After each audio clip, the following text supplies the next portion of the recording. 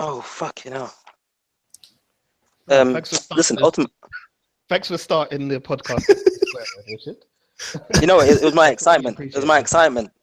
Just dropping F-bombs is my excitement, man. Like, you should have heard the word I said before. Always Richard, man. Always Jeez. Richard. We literally have only just been approved by iTunes, and that's the first thing you do. Yeah. Apple's cool. Apple's cool. Hello, good evening, everybody. Welcome to episode 14 of the Wulong Talks podcast. My name is Jason, and as always, I'm joined by the two crazy clowns from the other side of town. Big A, the Mad Geek. Alvin, say what's up, man. So, peeps. And of course, the Rustling Kid, Richard, is right here as well. Richard, say what's up, man. How you doing, people? Cool. All right. Well, how you doing, guys? You been all good, yeah?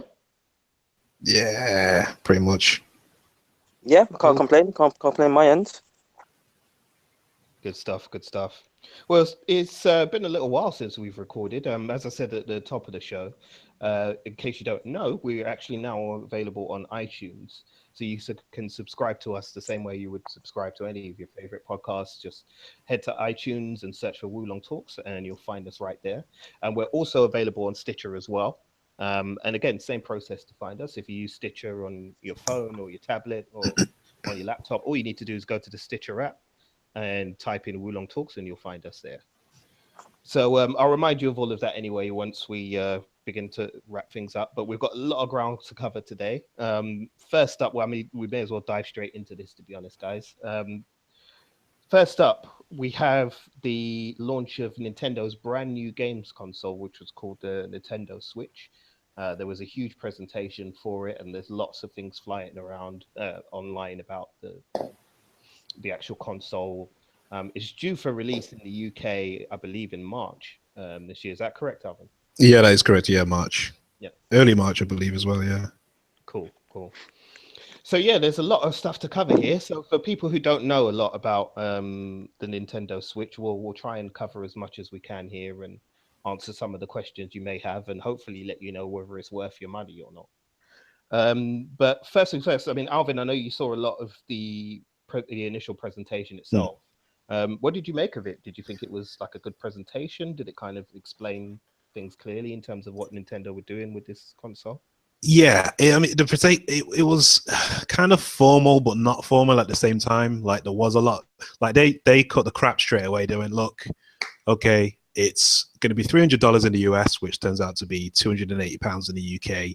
You know, they're like, okay, it comes with like the Joy-Con controller and all that. The battery lasts 2 to 6 hours, depending on how graphically intensive the game is. So they literally just went straight in and they just told you all the things that you need to know.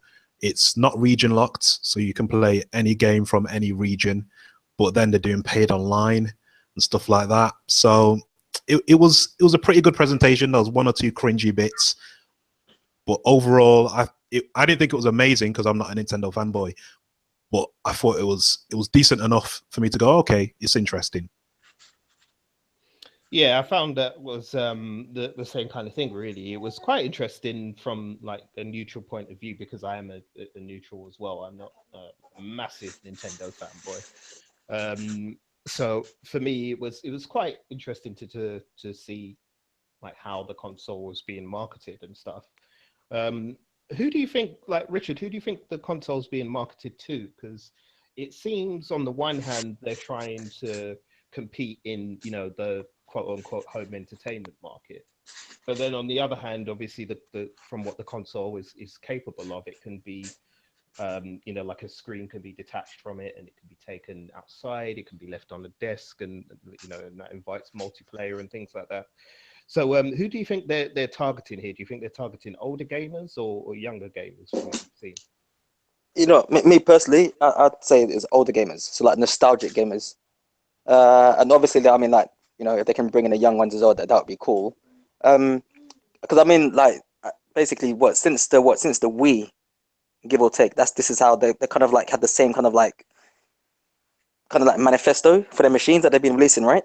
So like more family orientated and like a lot more interactive. I remember reading this interview or seeing an interview of like the guy from Nintendo basically saying that when the Wii came out and when the Wii U came out, like that was like decades in a like that was a decades plan that happened. So like when Nintendo, remember Nintendo, like they're like a company which bases themselves on like for games, not so much like the machine. So there's this whole thing of like, excuse me for a second, Lou. Sorry, the boys in the room. Outside, please. Outside. Whereas like they want this whole, you know, like with the Game and Watch is something that you could take around with you. Then they made the Game Boy, then they made the DS, then the Wii, and then the Wii U. So it's like that whole thing where I think the only people that are really going to appreciate it right now are nostalgic gamers. Like, so I think probably like our generation, you know, like who are still going to pick up Mario games and Zelda games and Pokemon, Mario Kart, Super Smash Brothers. So yeah, I think that's who it's been aimed at. I don't think they're really aimed at young guys or a young crowd, so to speak. Or even if they are, they know where their base crowd is. Hmm. Hmm. Yeah, I think there's definitely. It looks like to me they're kind of making a play for the nostalgia crowd, as you said, the older gamer. Certainly, there's a lot of studies that have said that, you know, this is the older gamer is quite a growing market at the moment, and with the popularity of kind of retro consoles and things like that, it seems that, you know, Nintendo are really trying to position themselves in a way where they can access that market and tap into that. So it'll be interesting to see how things play out once the console actually comes out. But one thing that did come to mind, obviously, is the capability of the console to be taken out of the home and actually be used out and about.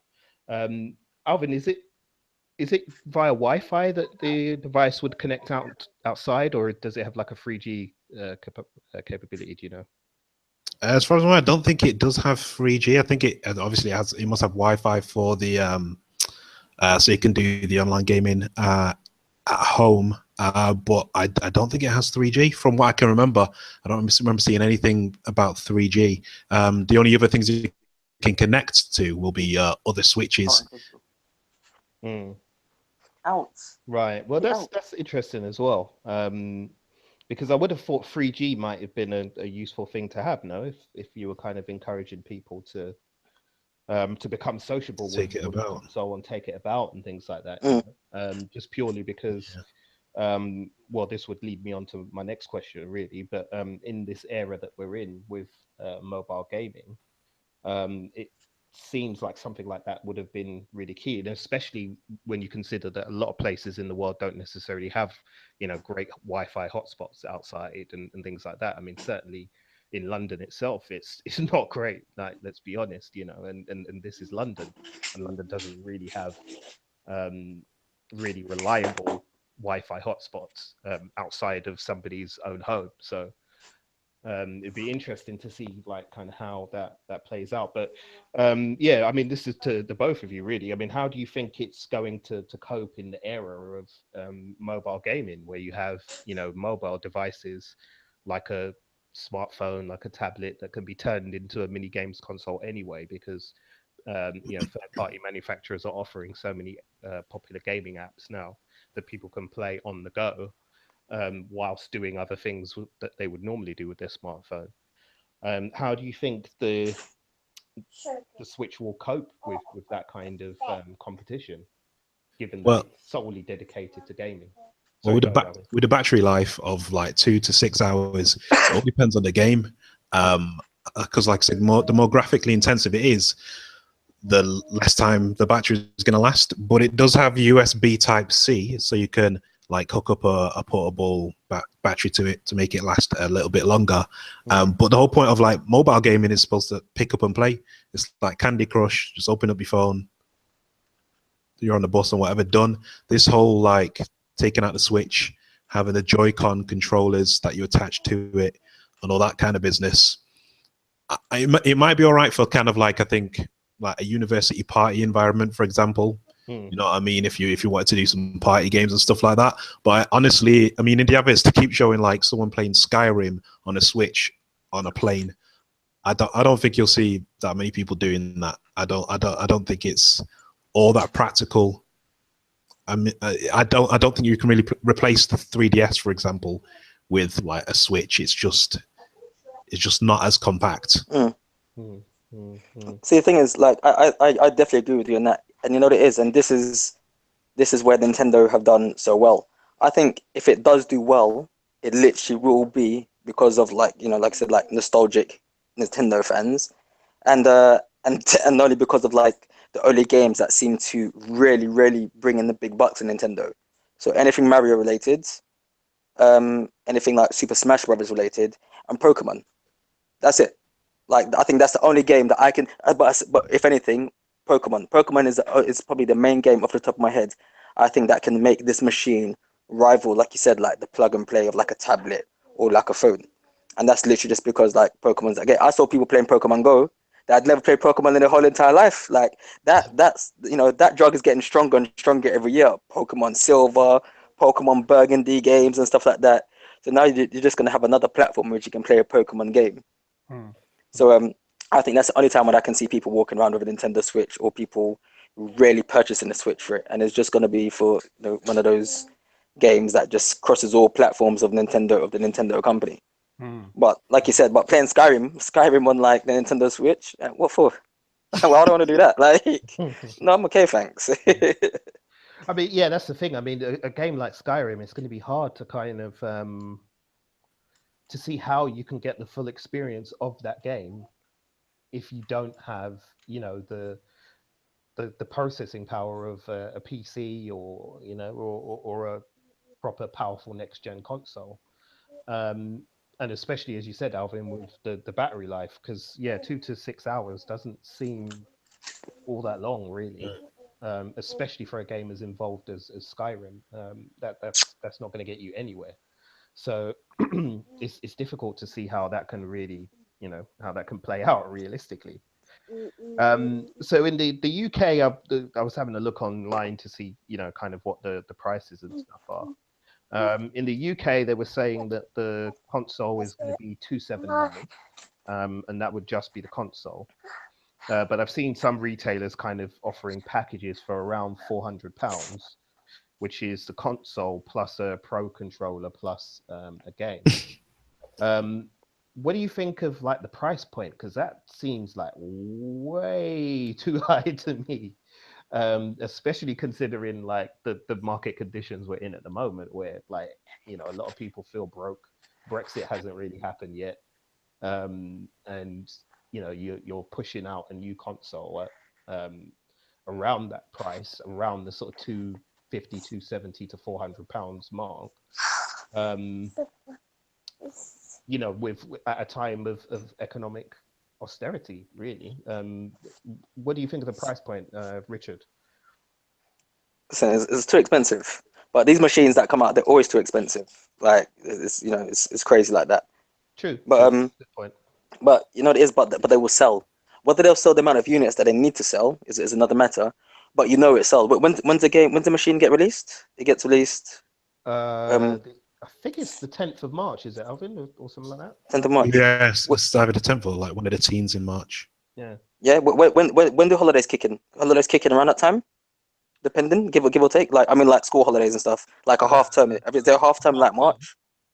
No, I don't think so. But I think that might be approaching.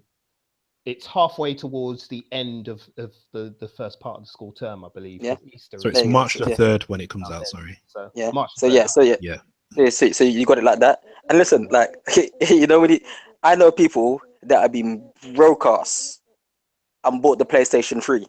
Not even PlayStation 4, bought the PlayStation 3 when it was retailing for like £450 or something like that. Or you get them mofos who are like purchasing consoles through catalogs and paying it off like £2 a week. Yeah. So no matter what happens, like, it is gonna sell. I mean, like, it to me is a ridiculous price. But I'm not even surprised now, especially now as we're getting older. Like, we have to remember as well, back in the day, we never had to pay for that stuff. Mom would pay for it. Dad would pay for it. Yeah. Your auntie, your grandma, birthday, Christmas, you know, passing your exams, whatever, they would pay for it.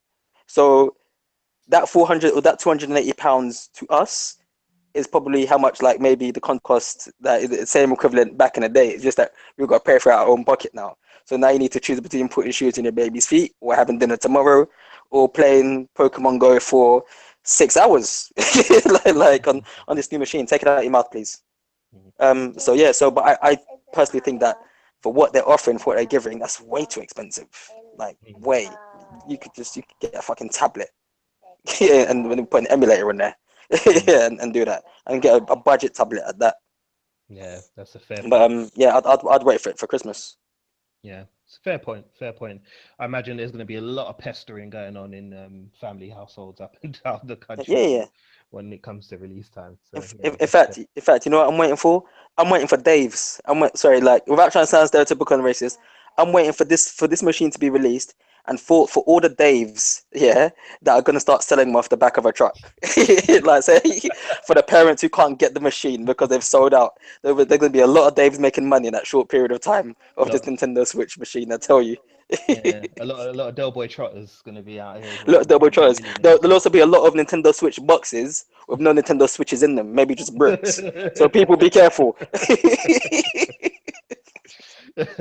Funny story as well. Before I get to you, Alvin, funny story. I know a guy who bought a PS3 from Bright House, and this was no, it was probably about a year after they came out. Bright House, for those of you listening who don't know, Bright House is basically a place where you can buy things on a long-term loan. So you can lease almost products. People use it for like white goods, cookers, fridges, freezers, washing machines, things like that. But they also sell sort of other domestic appliances, and they sell home entertainment goods as well. And often what Bright House will do is they will sell you something at a huge markup compared to what it's normally at. So in the case of this person that I know, the PlayStation 3 was retailing at about, I think, £300. He committed to buying it for £450, Whew. and then had to pay something like, I think it was, oh, how much interest was it at the time? I think about 75% interest Fucking hell. on the actual purchase each month. So no, no. In fact, it wasn't even month. It was weekly payments. Excuse me. Yeah, because they operate with weekly payments. So he was paying like weekly payments of like almost £60, and I was like, why? You could have just saved that money for 4 weeks and bought the console outright. Like, why did you Hmm. do that? That's just crazy. So it just goes to show you the power of a new toy in the household, eh? Mm, mm. But yeah, Alvin, with the price point and stuff, did you think the price point was prohibitively high, or? No, I actually disagree with Richard. I think the price point is actually okay, just because it's just going to go down over time anyway. So to start off at almost £300, so at 280 quid, I don't think that's too bad. I mean, I'm thinking selfishly in it. I'm thinking about me and whether I could afford it or not. I can drop Mm. the amount for that console and the game and not be fucking bothered. You know what I mean? So I Mm, don't mm. think it's too bad, especially considering like what the PS4. I know it's not the same like graphical amount of power between the two machines, but like the PS4 was like what 350 Hmm, hmm. at Mm. launch. Did that come with a game or without? It might have been without. But yeah, I don't think that's too bad. What I do think takes the piss though is the fact that like the Pro controller, which you can buy in addition, is like £60 or £70. Yeah, yeah, I saw that. Fucking controller. It's like Yeah. everyone a fucking laugh. And if the dock breaks, I hear that's like around 70 or 90 quid as well. Hmm, hmm. Fucking piss, mate. That's Yeah, fucking like a glorified fucking charging base essentially. Why are you yeah. going to charge me so much for that? That's what I think actually takes the piss with him. And also, if the games are like party games and that, if you're charging £40 a game for like that 1-2 switch, I'm going to play it for 10 minutes and then get bored. Don't be charging Hmm. full price for fucking games like that. It's out of order. But apart from that, I think the console is priced okay, just about. But I think the games potentially, if they're these 10-minute games, man, then nah, that's not right. 40 quid for that's not right. Mm. Yeah, it does. It does seem like the accessories are exorbitantly high. Like I Okay. was doing some research online and just looking at different retailers and seeing like what they're sort of looking at for price points, and it looks like Nintendo are going to kill people with the charges Mm. for these accessories. We're really going to kill them. So yeah, it's we'll have to, as I said, we'll have to wait and see with a lot of these things, and I guess it depends on what the initial take up is and how the rest of the public respond to it. But yeah, for me, it just seemed like wow, those like you said, the Pro controller being 60 quid. I was like, what? Like that's insane. Like £60 just for It's just another controller. unnecessary. It's just really unnecessary. Yeah, that's just flat That's out more than like a game. yeah, it's just that's just flat out like yeah, we're fleecing you and we don't Yeah. care. Like we're not even gonna pretend and try to hide it. We're telling you we're Got fleecing. So yeah, that's disappointing. But we'll have to wait and see what happens with that. In terms of games, was there anything that stood out to you guys? I mean, I saw some footage from Super Mario Odyssey, and that looks really good. Like I mm, really like that. It looks like they've really kind of I mean Mario titles are consistently quite good anyway. There's very rarely kind of crappy ones. Um, but this looks really good. It does. It looks like crazy fun, like stupid fun. I mean, from what I could tell, it's like Mario set in the quote unquote real world. And he's in one of the scenes I saw, he was exploring a city which was called New Donk City. I don't know why. It's like I don't think Nintendo have got like the double entendre with Donk, but mm. yeah, there you go.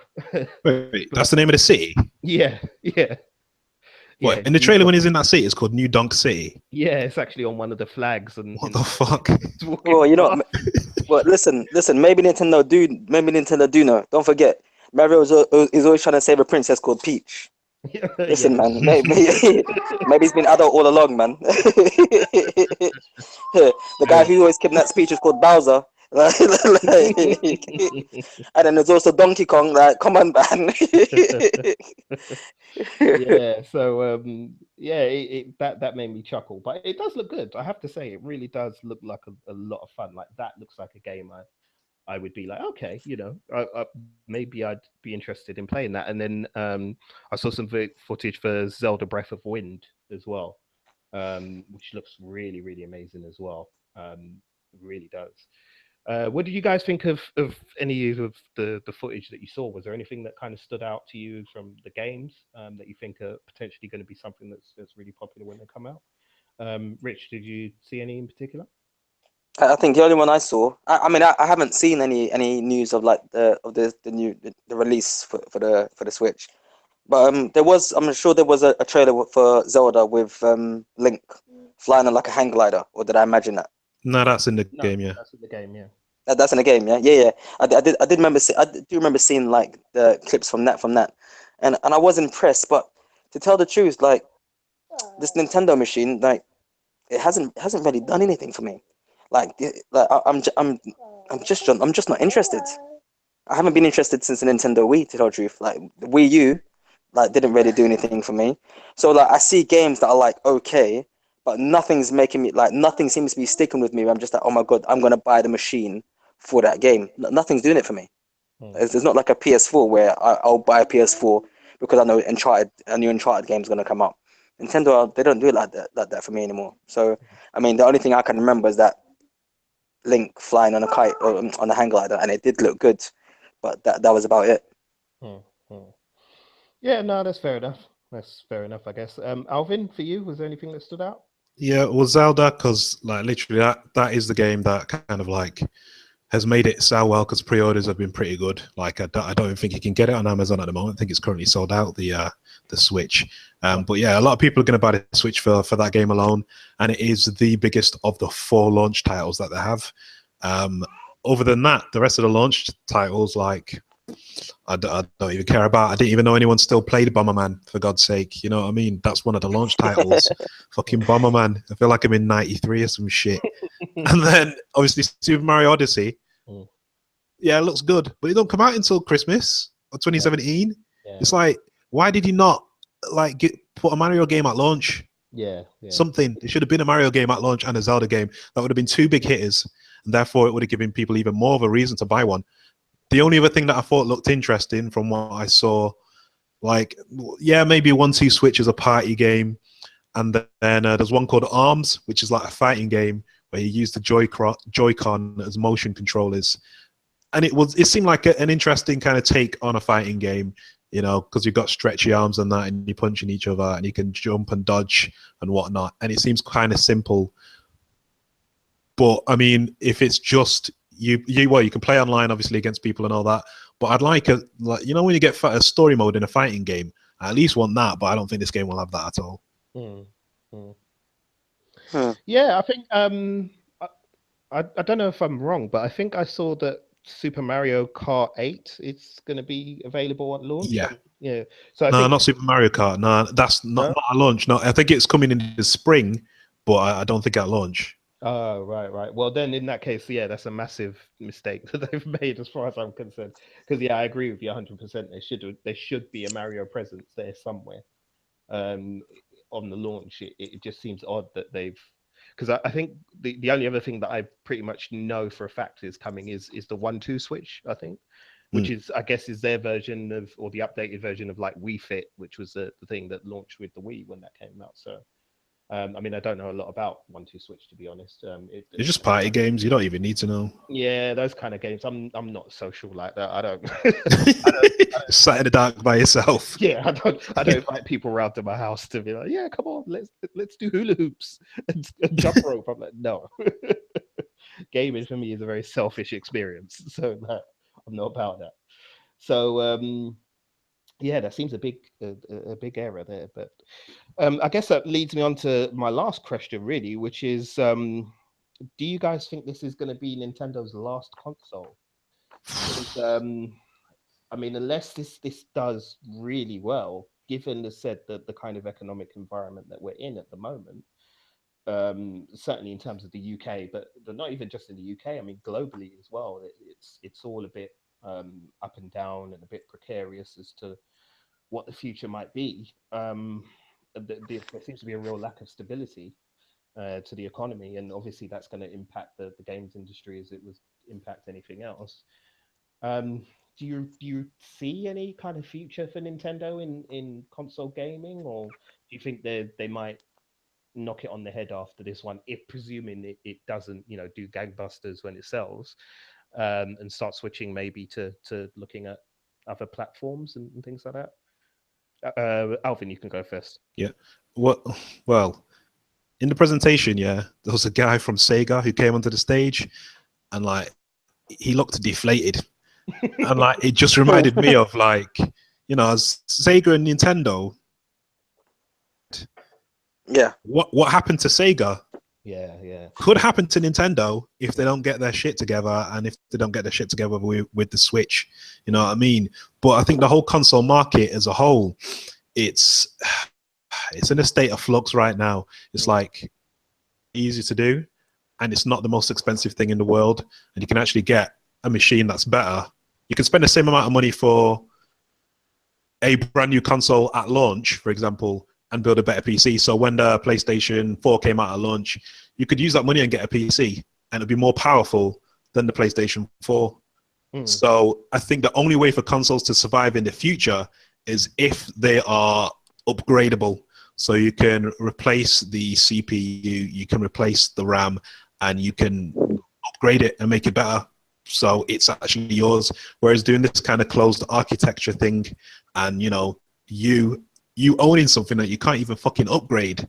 You know what I mean? I think the only way for consoles to survive is if they make them upgradable in some way, shape, or form. Other than that, I think all these companies are fucked. This is why, like, it's a smart move for Microsoft to actually release Xbox One games on PC with Windows 10, because at least now they've got a digital distribution going on. So if it does switch to kind of mainly PCs, they're safe, they're all right.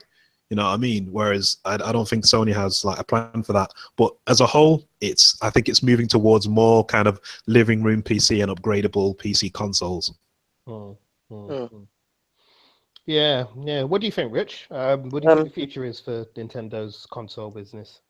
Well, I don't know. I think Nintendo have a strong fan base, man. That's the thing. So I think as long as like people are still buying their machines back home, they're going to be doing good in that respect.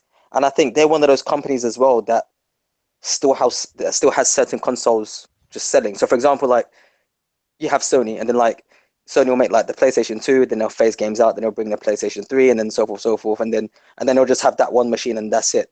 People still buy Nintendo DSs and things like that. So I can only imagine that some of the sales from everything else that they do can kind of cover, like, you know, if they don't make money off the Switch, you know, like, and I think that will work in that respect. Um, but can I see them giving up after this? No, I can't, because I can just imagine the Switch selling X amount of units and doing really, really well at the launch, and then dipping, and then but they would have made their money.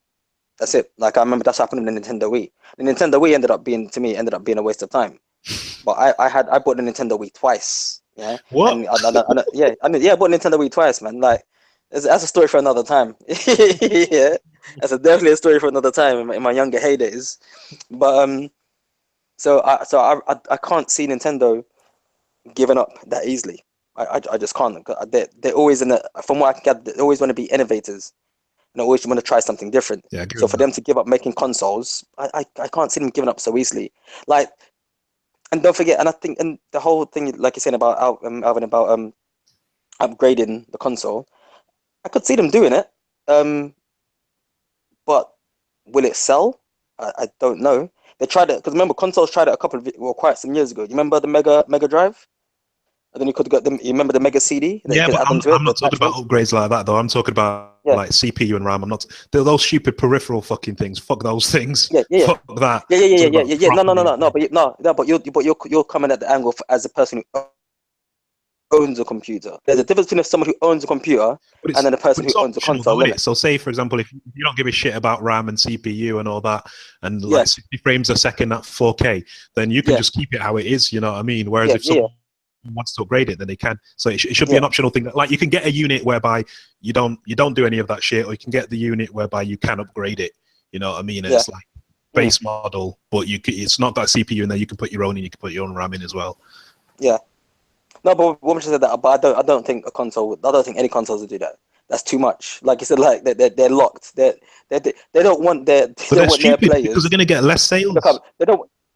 Yeah, no, yeah, but they don't want their players to be too smart. No, man. Like that's what I'm trying to I'll say. tell you So this now, obviously, yeah. like they want. Yeah, I play on my PC more than I play on my Xbox One. My Xbox One has bad dust on it right now. yeah. You know what I mean? Like I bought more games from a PC in the last year than I have my Xbox One, man. That's what Yeah, I'm saying, innit? but that's because you're a nailed on fanboy from the Exactly. PC Master Race, though. Exactly. Changed allegiances. No, but no, I do. I think I can see both sides of your argument here. I mean, on the one hand, um, the option for upgradability makes sense. It does, just for the purposes of keeping the product that you put out relevant. So that, because technology is changing constantly all the time. Mm, So giving people the option to do that does make sense.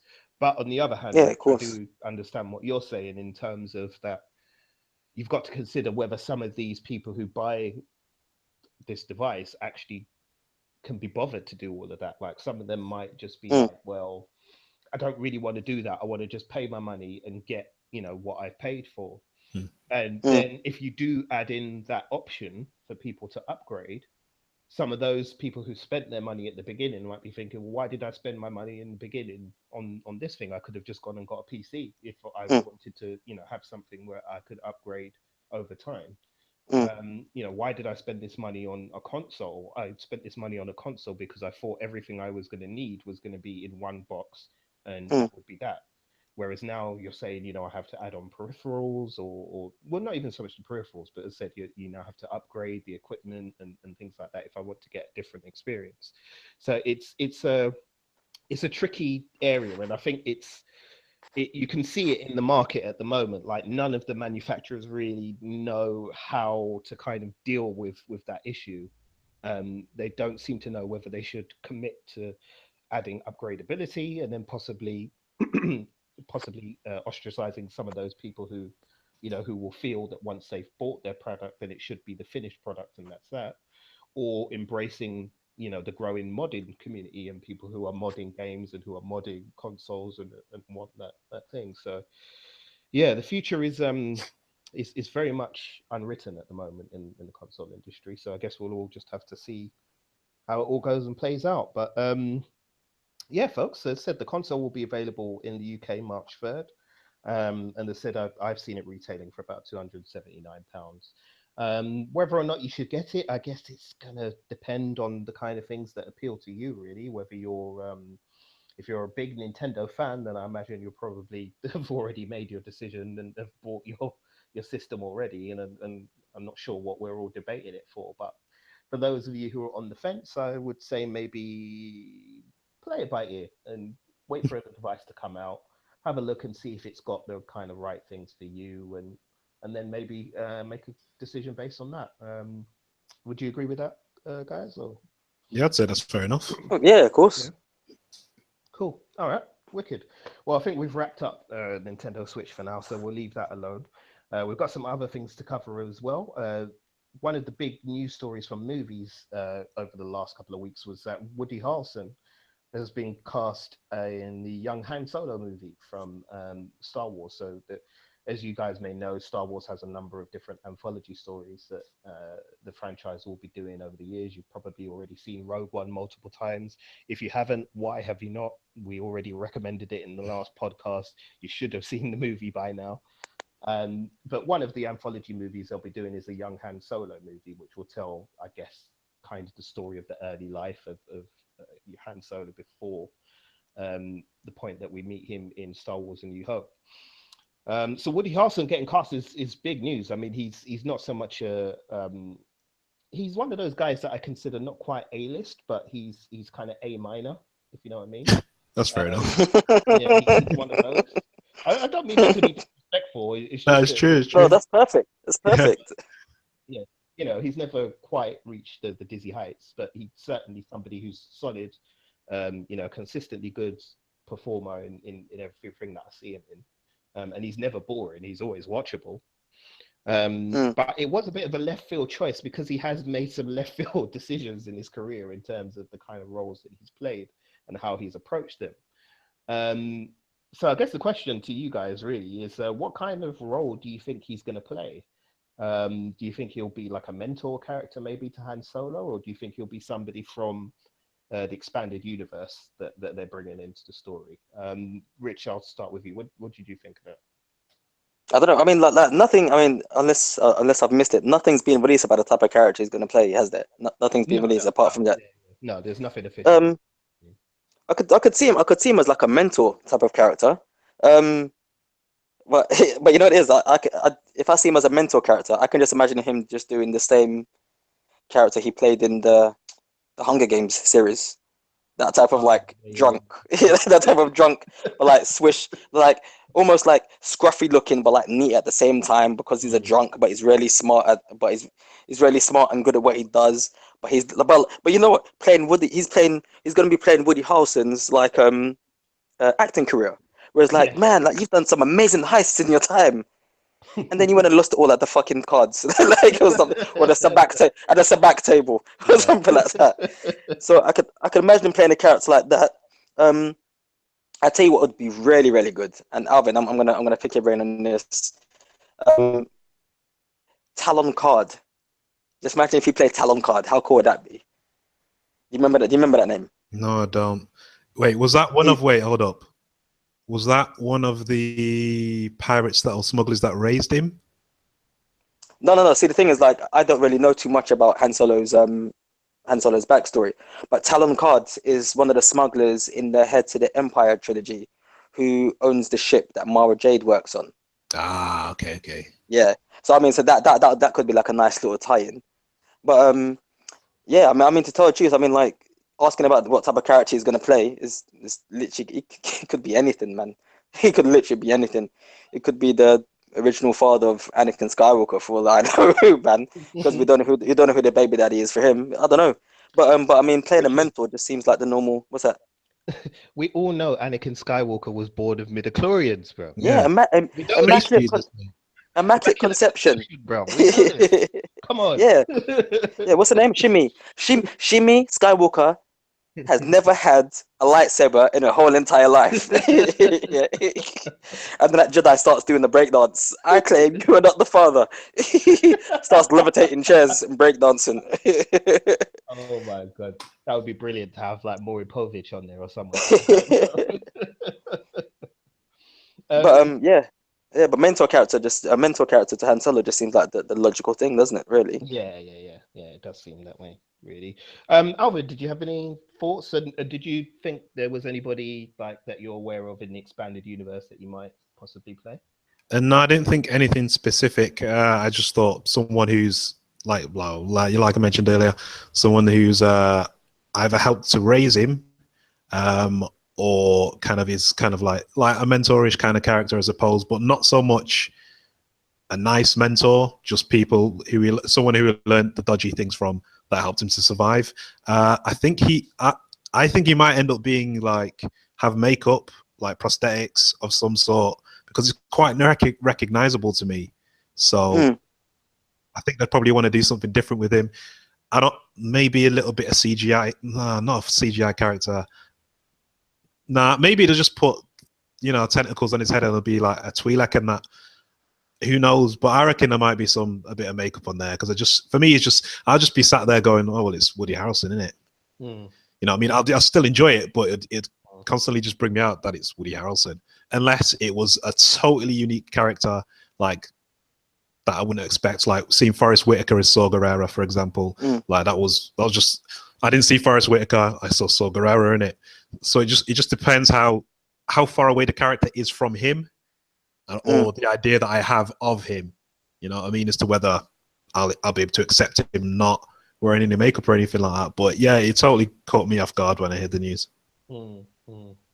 Yeah, I guess I can see what you're saying about the about the possibility of him taking you out of the movie, because of the type of actor that he is, because he can, in some performances he can be quite extrovert and quite, dominating in terms of the type of performance that he gives. It does make sense, I guess, in a way, when I think about it, that it would probably be an alien type character, and that they would probably use some kind of prosthetics, or something to kind of just misdirect a little Mm. bit away from the fact that he's Woody Harrelson in this movie. Rich, did you have anything to add, or you good? I think that if they bring him in, if they give Woody a love interest, they should make it Rosie Perez.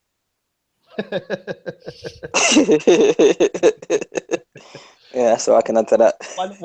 Why not go the whole hog and bring Wesley in, man? As long as he pays his taxes, then yeah, he can do what he You know wants. the remaking White Men Can't Jump. Yeah, I heard. Who's in it? Have you heard? No way. I don't Who's know, in it? but why would you do that? No way. They're Yeah, remaking White Man Can't Jump. swear down, I'm not even joking. Hmm. Why would you do it? It's stupid. Oh god, they, Hmm. they they just can't leave well alone, can they? They just really can't. My god. So who's gonna be in Mm. this? Zac Efron and Michael B. Jordan. You know I'm what? sure I heard That's a good Blake shout. Griffin, That's a good shout. Zac Efron, and Michael B. Jordan. Yeah, Actually, you know that's a what? I good might actually shout, watch man. that if it was those I'd watch two. that. Yeah, I imagine it would be them too for some reason. I don't know why. They're the first two people that instantly kind of popped into my head when I thought of a modern remake of Why That Got a Jump. But bloody Mm. hell, I can't believe they're remaking that. They're just destroying my childhood, man. I'm sorry, I'm gonna be that guy, listeners. I'm gonna be that guy who's like, they're destroying my childhood. But anyway, yeah, that's interesting, man. Well, all right. Well, we'll have to see how things develop with Woody Harrelson's casting, and we'll see what comes up. But we'll move on from that and move on to another big piece of news that we've got recently as well, which was the Defenders had a massive press release via Entertainment Weekly, where we got some great exclusive photos from a photo shoot that they did specifically for the magazine. There was an interview with the showrunner who went over as much kind of details as they could do, really at this point, about the show and the direction the show is taking, and how the kind of characters are going to come together and things like that. The photos were really got a lot of attention from people. I think it's safe to say there's a lot of people looking forward to the Defenders. The Defenders is the top of my 2017 most anticipated list at the moment. So I am very, very excited about this. But Richard, what did you make of the photos that were released and the images? And was there anything in particular that you're excited for from the Defenders? I thought they looked cool. They didn't really give too much away, really. I mean, we didn't really see anything that we haven't seen before, from what I can remember. Hmm. Um, I'm just excited. You know how I am. Like, to tell the truth, like, where Defenders is number one for your 2017, Defenders is joint place with the Iron Fist TV show for me. For me. Hmm. So Hmm. I'm just really super excited. Like, this is like, the small time Avengers. Hmm. So and it's like they're doing it a second time, which we're blessed to see. Like we've seen the start of the Marvel Cinematic Universe all the way up to like the Avengers, which is like the end of the end of the first chapter, and that was just awesome. So now we've sat through 2 seasons of Daredevil, Jessica Jones, Luke Cage, and now Iron Fist, and leading up to this Defenders, which is going to be like one overall story arc. That's just awesome, man. Like, that hasn't been done. That hasn't been done in ages. That hasn't been done in like a show like Star Trek, which has been running for fucking 30 years. Which I'm surprised they haven't even thought of doing something like that. But yeah, I'm just really excited for it. Hmm. Hmm. Yeah, man, for sure, for sure. Alvin, initial thoughts? Yeah, it seems good, man. It seems like they're having a good time. I saw that video on Entertainment Weekly where it was pretty much just Finn Jones just talking mainly about like the characters coming together and all that kind of business, and like giving you a bit of an idea of what the show's all about and that. And yeah, I've liked this part of the Marvel universe so far. So I'm all ready to see as to what they got to offer. You know what I mean? And just like sit down for 13 hours and just watch the shit unfold and just see how it goes down. Mm-hmm. Although I think this one is actually 8 episodes rather than Oh, 13. true. What? What Yeah, Defenders? That would make Defenders sense. is That would only make eight sense. episodes. yes, it's 8 episodes. Yeah. Why would it make sense? I don't understand. Because you don't want to make the story so fucking like it's not going to be about character development in it. It's going to be Yeah. about there's going to be an issue that they're going to need to resolve. So really, you only kind of need 8 episodes for that. It's not like a character analysis like having your own solo series is. Yeah. Yeah. Nah, shut up. I don't care. Fuck both of you. Listen, yeah. Listen, it's about these guys come together and just punching things, yeah? Yeah, like you're right. But I don't need to see character development, but I want to see 13 episodes of heads getting busted. That's what I want to see, man. This is where everything has been leading to. Only 8 episodes. You shouldn't even told me that. Why did you tell me that now, live on air? No, man, that's wrong. I'm actually so upset. No, that's not too bad. No, that's fine. I mean, like, I was reading the No, interview with in Entertainment Weekly with the showrunner Marco Ramirez and with Jeff Loeb as well. And they were explaining it in basically in exactly the way that you said, Alvin. That basically, the Defenders is not about these four and their individual character arcs. Because if you try to do that in a show like this, it could quite easily get lost in terms of its plotting and where it's going. So it made more sense to kind of focus on the event itself, and then show the extenuating factors that push the four of them together, and then how they have to work through it and resolve this issue. And there's no need for that to be 13 hours, to be honest. And I kind of agree. It doesn't really need to be. Yeah, it would be nice to have 13 episodes, but I'm not upset about it. It's cool. If they can tell the story they want to tell, and entertain me in 8 hours, which I'm very confident they can do, Yeah. given what they've done so far, then hey, I'm good with it. So yeah, I can accept it. So Rich, I'm sorry, man. fuck off. I'm sulking. I don't care. don't Dear. don't talk to me, man. We've hit a nerve with Rich listeners, so we may lose him. I don't know. He might, he might go and make himself a cup of warm milk and then grab a cookie and sit in the corner with his. No. I'm gonna get my lightsaber and just smash on my computer like Kylo. Like, You're gonna rage, do the rage quit out here.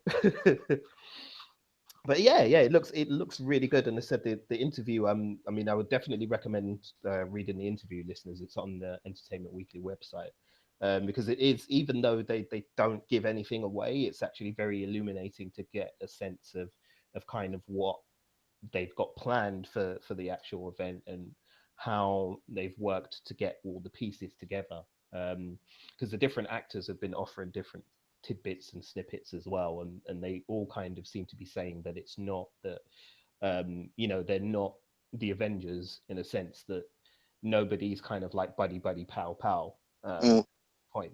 They've all come together because of circumstance and because of events that unfold in the series, and that's what kind of pushes them to work together. And they get to a point in the show when they realize, damn, we need to work together if we're going to stop this thing, because we can't do it on our own.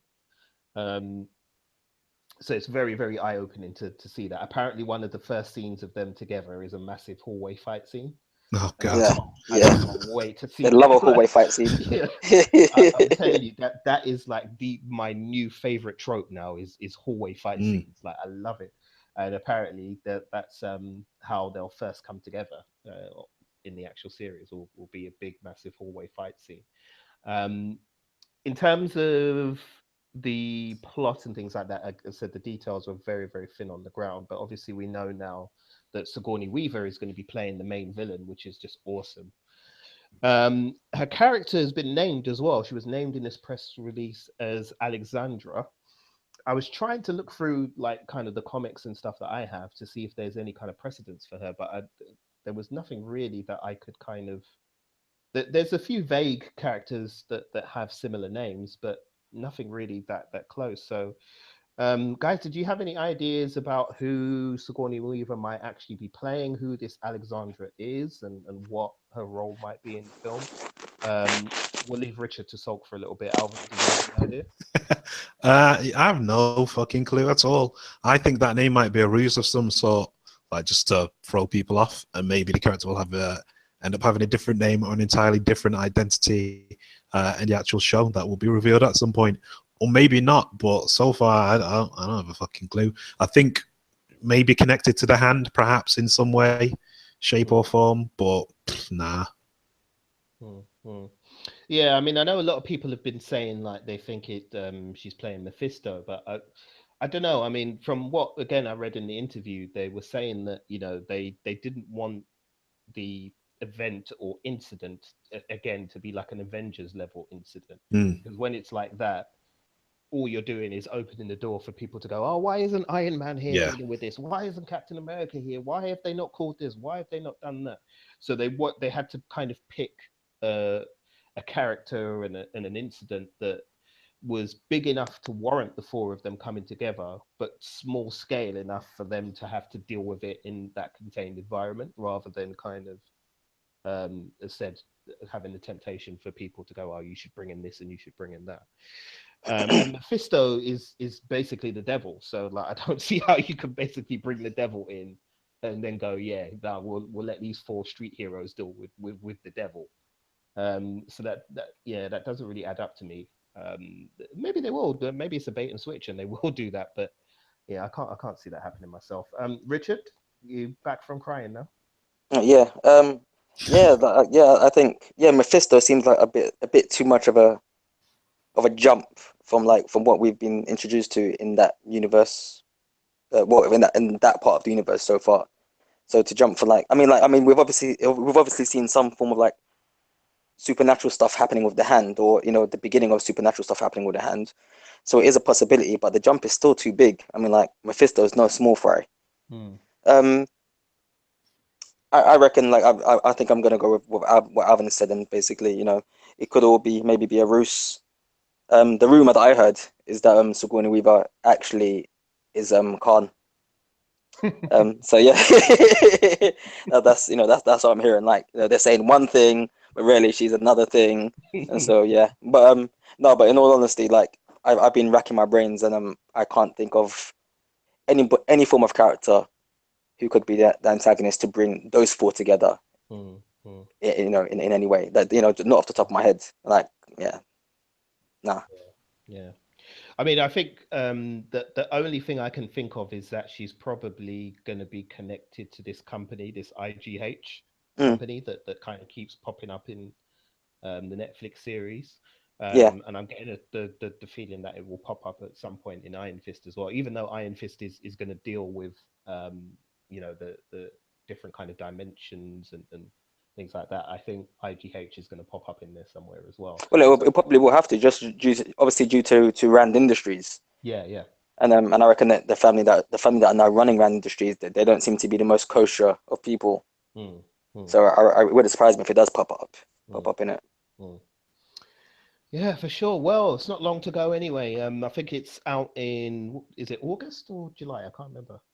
Uh, I can't remember off the I top think of it's my head. August, no? I think it's August, isn't it? Yeah, yeah. I Yeah, think it's it's available August. on Netflix from August. So yeah, we don't have long to wait. So we'll have to wait and see with that one. But yeah, we're all excited. So bring it on, Marvel, Netflix, bring it on. You give us life, man. We're out here for this. So keep it coming.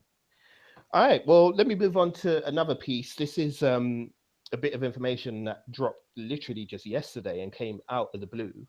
Um, it's kind of been floating around for a little while, and there's been rumors and speculation, but nothing official. But then suddenly yesterday, Sony Entertainment announced that they have an animated Spider-Man movie planned for 2018. And then the big piece of news is that that movie is not going to feature Peter Parker. It's actually going to be focused on Miles Morales, the Ultimate Spider-Man, as some people may know him. Um, this was something that's said that's been floating around the internet for a little while. Lots of people have been theorizing about it. Some people have said, you know, it's definitely going to be Miles Morales. Definitely. Other people have been saying, well, no, it doesn't make sense. Maybe it'll be a Spider-Verse thing or something like that. But as I said, they've come out and confirmed now that it is a Miles Morales movie. So, Alvin, as somebody who read a lot of the Ultimate Spider-Man run and what Brian Bendis did with that character, are you excited for this movie?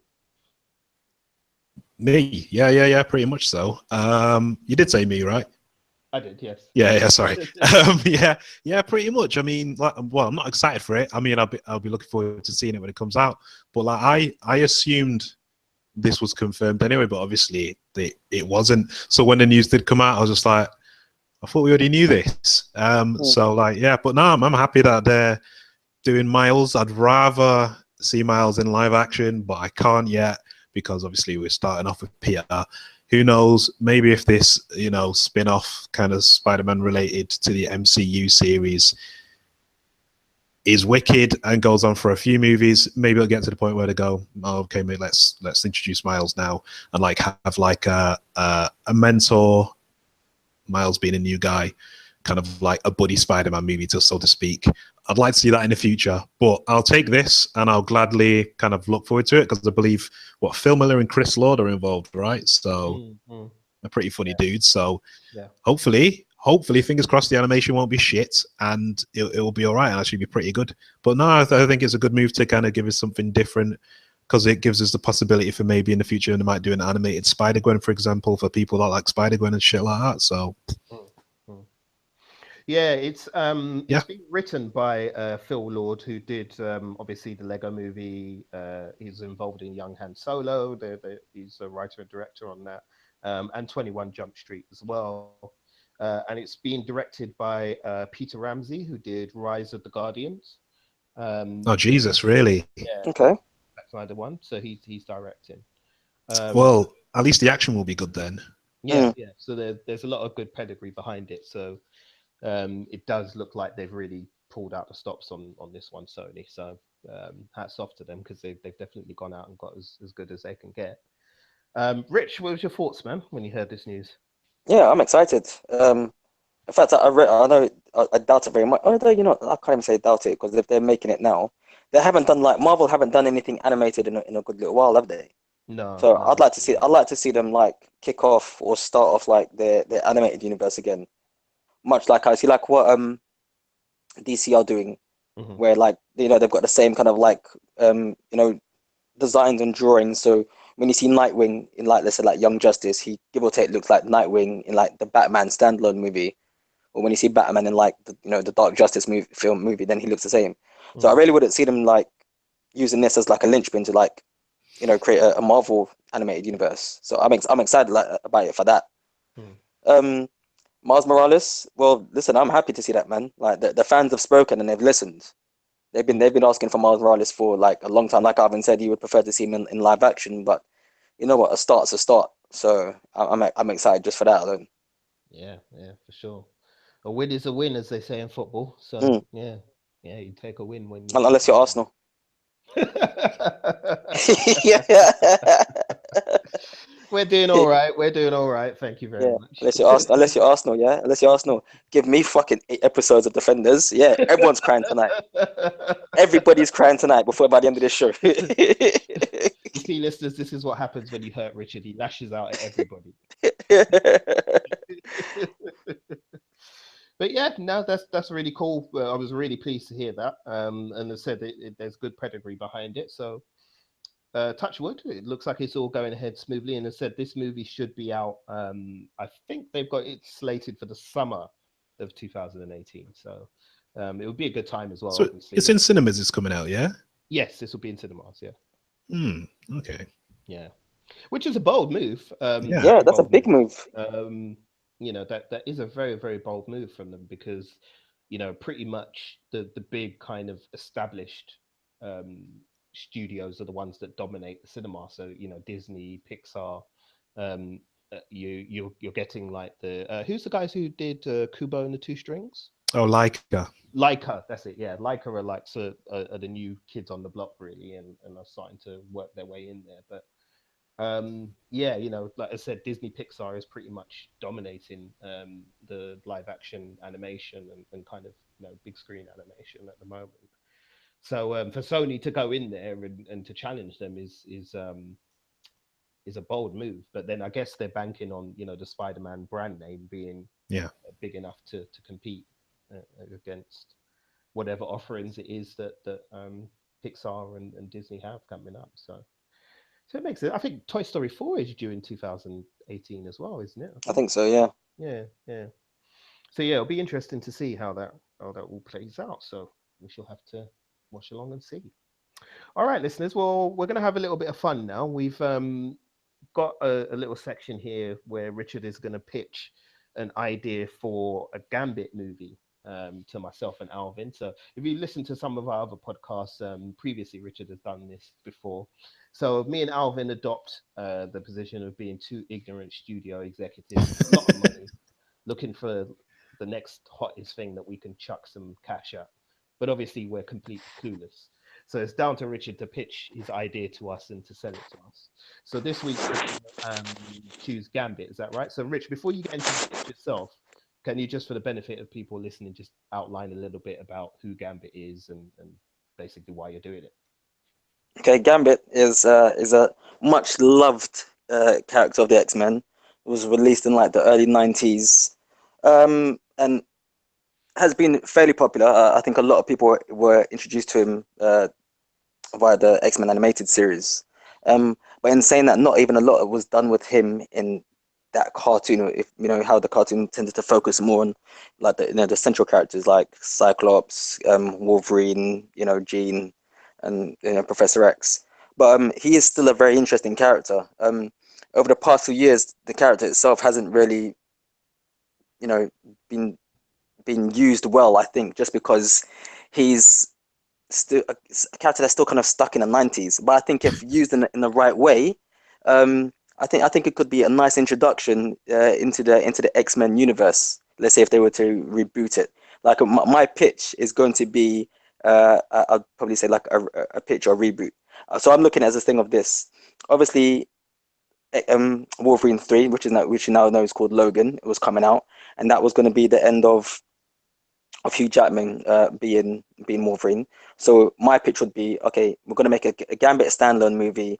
I know it's really, really a bold move to use a character that's not really known, but this would be the first film in the rebrand of the of the X-Men universe. So let's just forget that X-Men Apocalypse happened and X-Men Days of Future Past happened, because in my eyes they were just pieces of shit. But that's just my opinion. So yeah, that's the character of Gambit. Okay, cool, cool. All right. Well, Alf, it's time for you to put your ignorant studio head hat on. I'll put mine on. We're both busy like snorting cocaine and plotting Yeah, domination as Making it rain and that. as make studio it rain. executives are wanted to do. Yeah. So Richard, take it away. You've got 5 minutes to pitch us your Gambit movie. Go. Okay. Okay, all right. So, like I said, so the film itself will open up with an introduction to the Thieves Guild and the Assassins Guild. You find out that these are two very famous underworld families.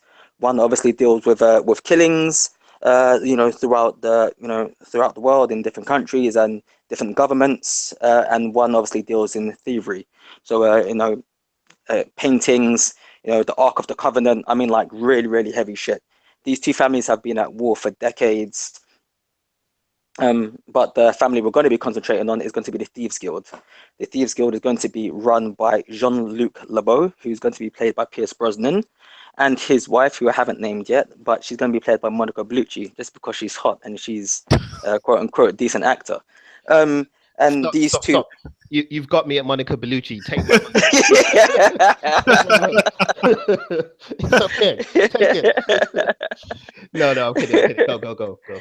Uh, yeah, so basically, so obviously, I mean, the first quarter of the film will be an introduction to these two families and how they've been warned for centuries. Uh, the Assassins Guild will the main heads of the Assassin Guild. They have a daughter called Belladonna, and basically the Thieves Guild, which I've already told you is run by Pierce Brosnan and Monica Bellucci. They have a son called Remy LeBeau. Now, basically, in order to create peace between these two factions, these two shall be married. It will start off with them first meeting each other as children. So, the Belladonna shall be getting ice cream, and she just minding her own business with loads of like bodyguards just trying to protect her, and then somebody tries to put a hit out on her, and takes out the bodyguards. Remy LeBeau, who we see now, is like like an 8-year-old scoundrel, just walking about his own business, looking like a little scamp, eating some ice cream. Sees, as far as he's concerned, the most beautiful girl in the world being attacked by these, by these mobsters. Take into account that these two children come from very like different type of families. Not they haven't read normal family lives, so they both know how to fight and how to look after themselves. So we're treated to them basically experiencing first love while defeating these mobsters who are trying to kidnap Belladonna to the soundtrack of the song by the Wannadies, which also appears in the Romeo and Juliet song. So I'm going to sing a little excerpt for you. You know that song that goes, because it's you and me, always and forever. So yeah, so that's going to be the soundtrack. That's going to be happening while these two kids are just battering the hell out of these two assassins that are trying to kidnap Belladonna, and that's how they end up falling in love. Okay, so we flash forward a couple of years, and then we find out that the marriage that's going to happen between these two to try and unify the two guilds is finally starting to go ahead. And basically, so we get to the actual wedding, and then we actually meet Belladonna's brother, who's slightly mad and almost has a slight ancestral feelings towards his sister, and decides to interrupt the wedding and say, I don't agree with this wedding, and I challenge Remy LeBeau to, to a duel to the death. And if he wins, he shall marry my sister, and if he loses, he shall forever be cast out. They end up having this fight. Belladonna's brother ends up getting killed, and it turns into this big brawl and free for all. And with Belladonna's brother getting killed in a skirmish, Remy LeBeau, Gambit's mother, gets killed, and so it's a life for life. But in that case, Gambit has to be cast out. So it then follows him just literally traveling around the world and just participating in heists all around the world and things like that, until he gets a call from his father, who asks him to do a big haul up in Sweden, and it's to rescue a child, which is part of the Thieves Guild from Japan. So if you've ever read the Gambit comic book, there's going to have a couple of bits and pieces taken from it, and I'm just going to be using it for myself. So he's basically been tasked with going to rescue this kid. You find out that Got the 30 reason why... seconds. What's that? Say You again? got 30 seconds. 30 seconds? Yeah, man, you've been going What? on for a while, 30 isn't it? seconds? Oh, man. See, that's why I said I wanted to do it next week. No, Okay, it's so 30 cool. seconds. Okay, okay, okay. So basically, it's him just basically trying to traveling around the world, trying to find this kid. He ends up finding a kid. Then basically the epilogue of the story is that you see him doing one job, and he's actually in a mansion and he's trying to steal some stuff. He ends up having a fight with this person, and it's kind of like filmed kind of funny, so you actually can't see who he's fighting. And then just as they're about to have a fight, you see somebody pop their clothes, and it's Tom Hardy and it's Wolverine, and then you see like Professor X saying like, "Listen, You've broken into a house and you've tried to steal this thing. Remy LeBeau, I know who you are. Blah blah blah blah blah. I want you to join this group. And basically, Gambit ends up saying like, listen, I'm not really about that life. I'm just a one of. I'm a solo man. I'm a lone wolf. And then you hear somebody from the background go, listen, man, I told you, it's always the pretty ones who think they're too good for us. And you turn around and you see that it's Rogue. And basically, Gambit takes one look at it and goes, on second thoughts, I think I'll join your group. That would be the epilogue to the thing, and that would be the introduction to the rest of the X-Men that would then kick off the franchise again. I had a lot more of a backstory, but I didn't know I only had 5 minutes. How's the cocaine doing? Not well enough. I thought I had 10 minutes. Earlier on, you told me 10 minutes. Nah, nobody said that. Listen, rule number at work today, we said 10 minutes. Nah, that was before we started this. We said 5. Oh, whatever, man. Mr. Oboa, rule number 1 of Hollywood: never trust a studio executive. They will lie to you. They will tell you they're going to do one thing and then do another. Okay, you can take that lesson for free, kid. Well, I mean, the idea is good, but in putting my studio hat on, I want the classic hero's journey. I want the 3-act movie pitch. I want to hear a beginning, a middle, and an end.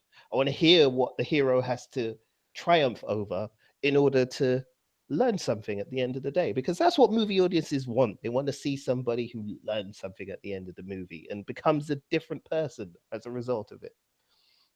Yeah, I'm not now sure I got that. No, okay, no. What I'm trying to say is that listen to the listeners out there. I don't care what these executives are saying. I was told I had 10 minutes. Yeah. No, you weren't. Listen. No. I'm gonna give you my feedback now. You need to be quiet. You're in my office. You're in my office. Damn it. You've had right. I'll tell you this. I'll listen to the other executive, Alvin. Sorry. It was right. You know what I mean? I like some of the stuff you said. It seemed interesting. You know what I mean? You've got passion. I give you that. But you need to work more on selling the idea. You know what I mean? You've got to be compact. You've got to give it to it, because we think audiences are idiots. Only they can handle little packages. So you've got to put the idea in like a more concise manner. I like the scenes that you said, regardless, but your whole idea needs to be way more concise. I think for future ones, if you're going to do this more, if you're going to, get a job around here and that and pitch us more ideas, you've got to be more concise. You know what I mean? Because I like the stuff you said, and you can leave a lot of that to the script, but I just want main points, because people are idiots and we need to sell to them like they're idiots. So you need to speak to us as if we're idiots. We're not. We're executives, but speak to us like we're idiots.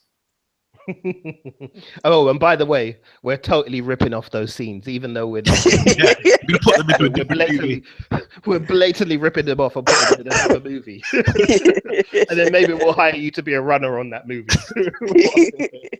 A runner for the runner. A runner for the runner. But no, in all seriousness, there was definitely some good bits in there. So it'd be interesting. I'll tell you what. I'll give you a second appointment next week. If you come back next week, and if you can concisely kind of break down that whole story down to its essence and to its core, and as said, if you can give me the hero's journey out of that and the reason why our audiences are going to like this, then maybe I'll write you a check. How's that sound? Okay, so next week I'm going to get a second chance to pitch my Gambit solo movie. Is that correct? That is correct. Yeah. Jesus. Okay, cool. All right. Okay, you hear that, listeners? Okay, wait. Will I have 5 minutes or will I have 10 minutes? You don't need 10 minutes. I reckon you can do it in 5 minutes. Do it in okay. All right. Listen to the feedback Alvin gave you. Keep it concise. I was too like, I was concentrating on the white around his nose. I'm sorry, man. Look, you just concentrate on the story, all right? Don't worry about the nose. Don't worry about my nose. I'll buy a new one, damn it. I'm an executive. Yeah. And when you come back next week, make sure you bring some decent hookers with you, okay?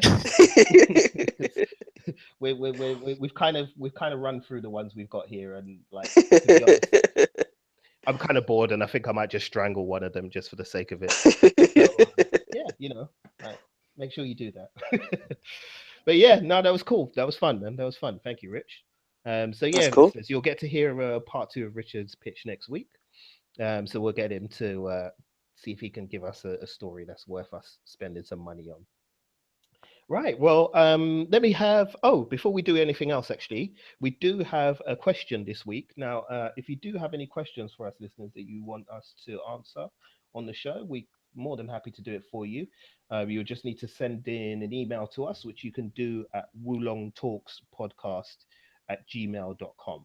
So anytime you want to suggest anything or even a topic for a show, we're more than happy to hear from you. So you can send it in. So this week we had a question from Luke, and it's quite timely as well, given that, as said, we had the Logan trailer release today, which we will cover again, listeners. But the Logan trailer came out today, and Luke asked the question: who do we think would make a good Cable for Deadpool 2? Now, as you may or may not know, there is a Deadpool sequel that's going to be in the works, of course, after that movie cleaned up at the box office.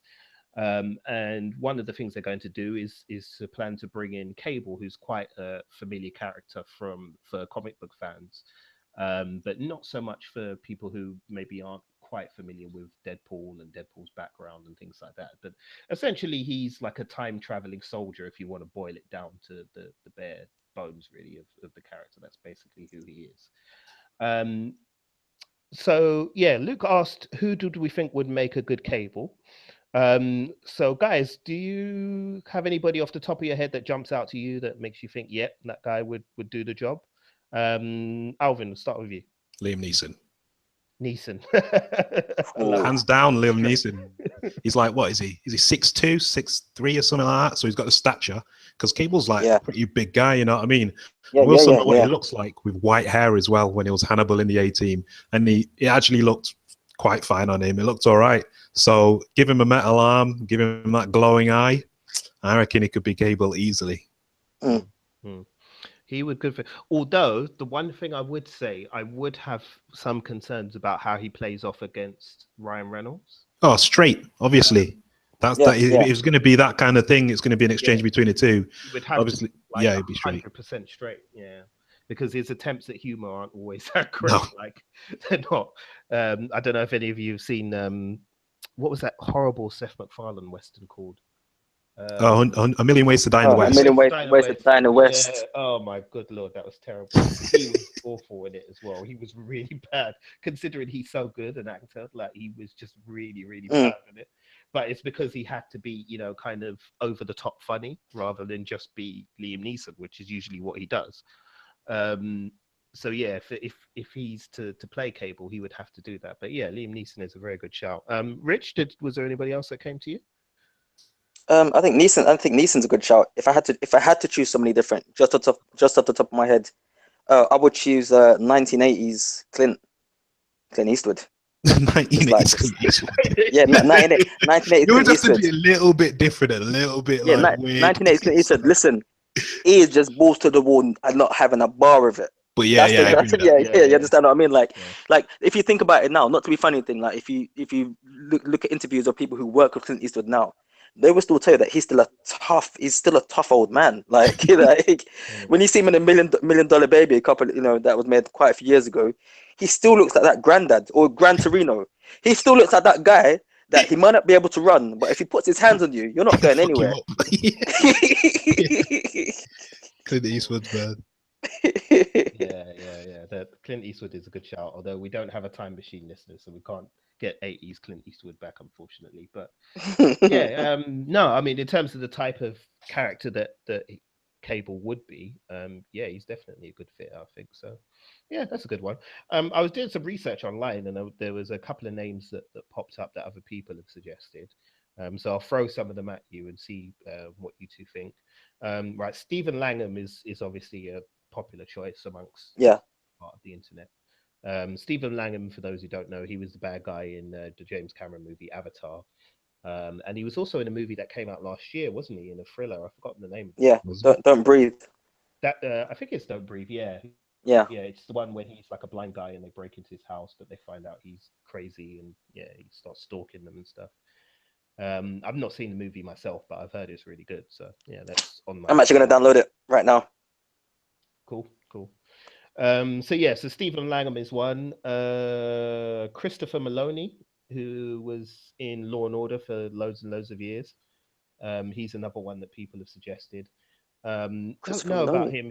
He was the guy. He was the in Man of Steel, the Yeah. soldier, the one who was gonna fight. Oh, that Oh, geezer. Yeah. yeah, Yeah, yeah. yeah. I remember. You know, what, I remember him. I remember him from Oz. That's what I remember him from. Yes, he was in Oz as well. Yeah, yeah, that's right. He was in Oz. Yeah, yeah. So some people have suggested him. Who else is there? Max Martini, who just seems to get suggested for any soldier Who type the fuck is role. Max Martini? He was in Spectral. If you've seen that piece of crap, and I Oh, don't that recommend Netflix you do. film. Yeah, but he's in that. He's in what was it called? Project Strike Back. Do you remember that? The Sky TV series. Yeah, Now, yeah, those yeah. two guys. Yeah, Okay, okay, fair yeah. enough. In that as well. A bit too young, maybe. Looks wise. Give him some makeup and maybe I don't know, maybe a look older.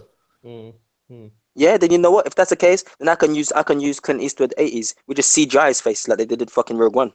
Yeah, but what if the film isn't that expensive and like they can't afford it and it ends up looking like Tron Legacy? Yeah. Listen, have you seen what they pulled off with Deadpool 1? I reckon they're gonna put some money into Deadpool 2, man. No, they're not going to put that much. They're only going to put a little bit more because like they want to make a massive profit.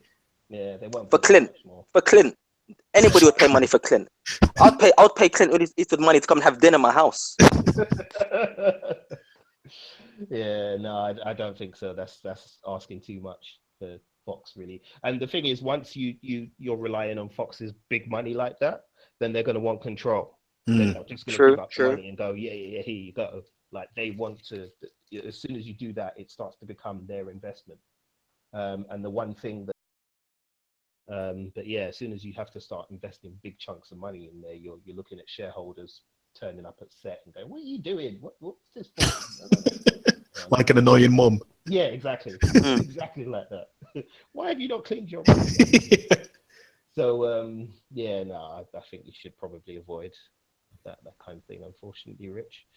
Oh, in fact, Yeah, he was in Pacific Rim as well. Yeah, I remember him now, yes, probably. that's right. He's in Pacific Rim as well. Yeah, Is he? yes, he is. Yeah. Yeah, Oh, is he the was, Australian dude's dad? Well, the Australian dude is thingy yeah, from yeah, EastEnders. yeah, yeah, but yeah, yeah, his dad.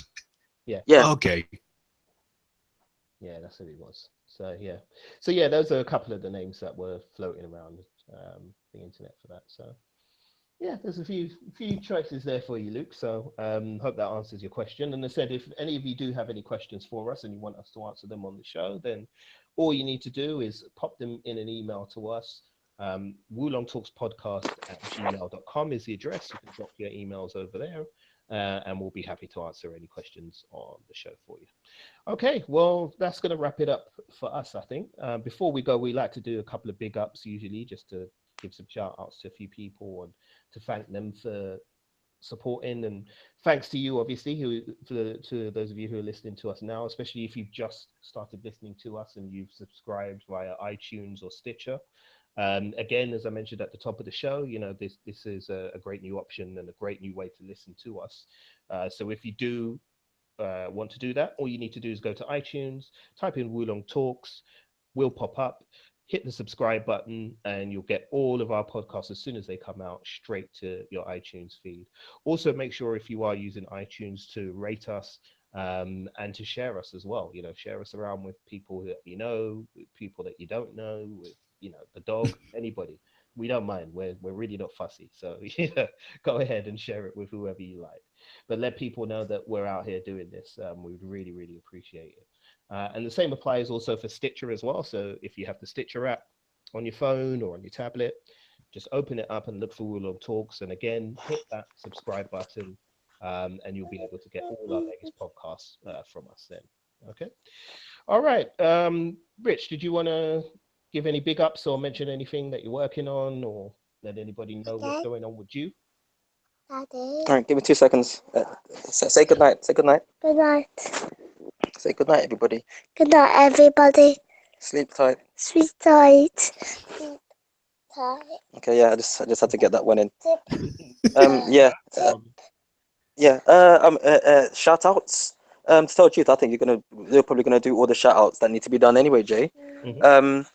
But yeah, like I said, I mean, just thanks everybody that's listening to us, and know that you can find us at other places as well. But yeah, sorry, I've been thrown off there. Sorry, like, come back to me.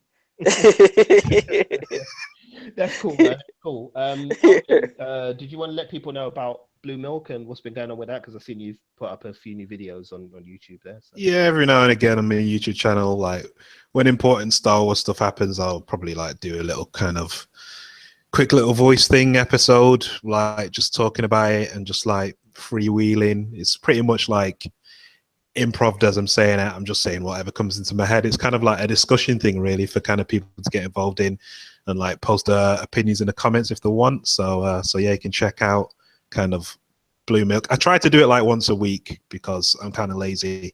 So hopefully there will be enough news, and if not once a week, then as and when kind of things. But yeah, that's there to listen to, and it's literally no more than about 5 minutes long each one. Brilliant, cool. And as I said, folks, if you want to check out some of those Blue Milk videos from Alvin, all you need to do is pop onto YouTube, and then head to Alvin's YouTube channel, which I believe is the Mank Geek. Is that right? Yeah, Yep. that's right. Okay, but it's actually it's actually linked to our YouTube channel as well. So if you are watching us on YouTube right now, if you go to our featured channel section on our YouTube page, you can click on Alvin's page from there, and then you can take a look and get your latest Star Wars information and the thoughts of Big A about those informations as well from him. So it's really good. So check it out, man. Okay, let's quickly do some big ups. I'm just going to run through these because there's a lot. So I would just wanted to say a big up to all the people who keep supporting us via Instagram, via Twitter, via Facebook. So big thanks to Graceful Viking, to Yellow Rage Attacks, to Drag Meme, to Cream Pogs, to Paola, to George, Dion, Dean, Jay Del Negro. Shout out to Abido and a Weirdo Talk Film as well. Those guys are really good at what they do, and they really have been supportive, in particular in the past couple of weeks as well, and given some good advice as well. Shout out to Just in Time Podcast as well, who are always supporting us and always kind of pushing us as well. Thank you, we really appreciate it, and we'll always do the same for you too. Shout out to Two Shots in the Brew podcast. Shout out to the guys from the Broken Elevator as well, especially to Woomy, because he keeps he's always showing us love on Instagram and on Twitter. So big up to yourself, Woomy, and to the other guys as well, of course. Make sure you check them out. In fact, the Broken Elevator podcast is a really good podcast. Also, they're Black British guys like us. You know, we're all trying the thing out here. We're all trying to make it work. Show them a little love as well, and go subscribe to their podcast too. Who else do I need to shout out as well? Oh yeah, some of the others from across the pond, Podcast versus Podcast, the Podcast Brothers, Daisy Pipes, Randy from Miserable Retail Slave, Podstalgic, which is a really good podcast I discovered about like old school TV shows and movies. Really, really good. Pepper and the Salt Shaker, Open All Powers podcast. We Got the Jazz, Ken and Jerry, the Critical Dump, and Jake and Tom as well from the Drunken Dork podcast. And of course, please make sure you're checking out my girl Cheryl and Miss Mad News as well at the Tea and Biscuits podcast. If you want your news with more of a British flavor and a more British sense of humor, then check those guys out. Oh, and also a big shout out to the Master Debate as well, because they've been really supporting us a lot as well. So thank you guys. Jay, don't forget Goho Effects as well, man. Big shout out to her. She's been following us since day one as well. Yes, of course. Yeah, and Goho Effects as well. Hello. Thank you for following us. Thank you for listening, and thank you for subscribing. Big shout out to you too. Did I miss anyone else, Rich? Gamer T just started following us. Really good company that sells t-shirts and accessories based on computer games such as Final Fantasy VII, Abe's Odyssey, and a few Pokemon things here and there. And so yeah, they're pretty cool peoples. Cool. Big up to them as well. Thank you for the love. All right, I think that's gonna do it, man. Oh, I think one more thing. Just let anybody know. Anybody who's a Resident Evil fan, there's a Resident Evil 7 event happening this weekend, where it's one of those things where you go into a room and you need to escape before the hillbilly cannibal come and get you or something like that. So me and Jason are going to be going down there to try and experience that. anybody recognizes us, don't be afraid. Come say hello. Come stroke our egos. So letting us know you recognize us. Sorry, And Richard, can you yeah. repeat what you were saying about the actual Resident Evil event? Because your line broke up a little bit there, and I don't think. Oh, sorry. Yeah. That, So it's one of those things where you have to go into a room and you've got a certain amount of time to escape. And this one is based on the Resident Evil 7 game, which is just coming out. So you've got 45 minutes to escape from the room before the crazed hillbilly redneck cannibal and basically eats you. So so it's just one of those Crystal Maze things, but with a Resident Evil twist to it.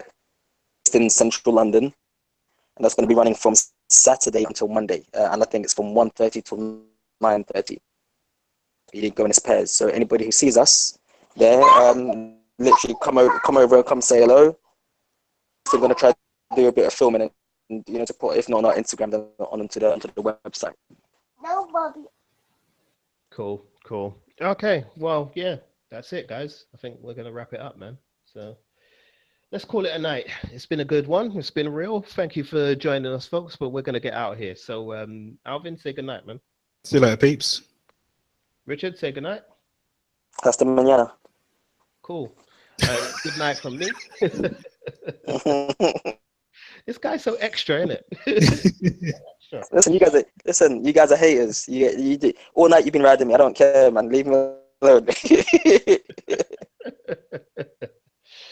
Right, we're out of here, people. Don't forget, you can show us love on social media as well. So please come and follow us. It's exactly the same name, Wulong Talks, everywhere you go. So wherever it is that you mess with your social media, be that Tumblr, Twitter, Facebook, whatever, use Wulong Talks and you'll find us. All right, we're out of here. We're gone for another time. So until next week, we'll see you later. Peace.